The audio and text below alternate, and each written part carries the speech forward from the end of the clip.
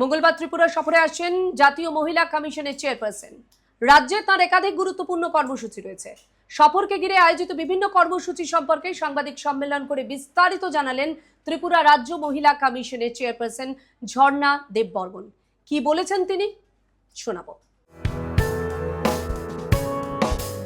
জাতীয় মহিলা কমিশনের চেয়ারপারসন ত্রিপুরা সফরকে ঘিরে প্রস্তুতি তুঙ্গে। মঙ্গলবার থেকে শুরু হওয়া এই সফরে তিনি রাজ্যের বিভিন্ন গুরুত্বপূর্ণ কর্মসূচিতে অংশ নেবেন এবং নারী সুরক্ষা, ক্ষমতায়ন ও কল্যাণমূলক বিভিন্ন বিষয় নিয়ে আলোচনা করবেন।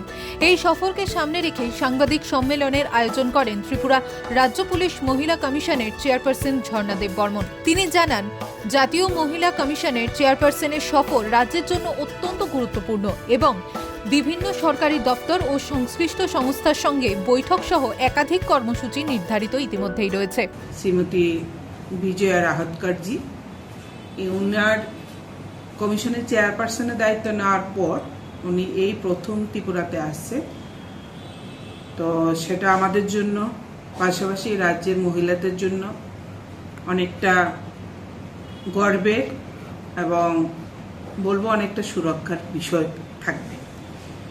তো ওনার যে কর্মসূচি দুদিনের, উনি 29-30 এই রাজ্যের দুটো জেলায় অনেকগুলি কর্মসূচি উনি রেখেছে।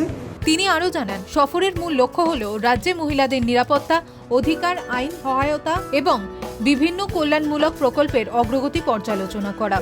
সেনাবাহিনীতে গুরুত্ব কতটুকু এবং সেনাবাহিনীতে কাজ করার জন্য উদ্বুদ্ধ করা, এই বিষয়টা নিয়ে আলোচনা করবেন। তারপর ওয়ান স্টপ সেন্টার ওএসসি, আপনারা সবাই জানেন এই রাজ্যে প্রায় 8টি জেলার মধ্যে 10টা ওয়ান স্টপ সেন্টার রয়েছে।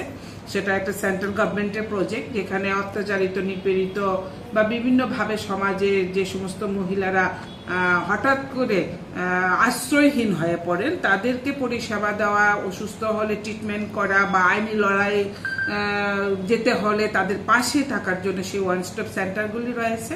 রাজ্য মহিলা কমিশনের আশা, এই সফরের মাধ্যমে নারী সুরক্ষা ও ক্ষমতায়ন সংক্রান্ত বিভিন্ন বিষয়ে নতুন দিশা মিলবে এবং কেন্দ্র ও রাজ্যের মধ্যে সমন্বয় আরও জোরদার হবে। এখন জাতীয় মহিলা কমিশনের চেয়ারপারসনের এই সফর থেকে কি কি গুরুত্বপূর্ণ সিদ্ধান্ত এবং বার্তা উঠে আসবে, সেই দিকেই নজর গোটা রাজ্যে। ত্রিপুরা থেকে দেবাশিস বসুর রিপোর্ট, সিএন ত্রিপুরা।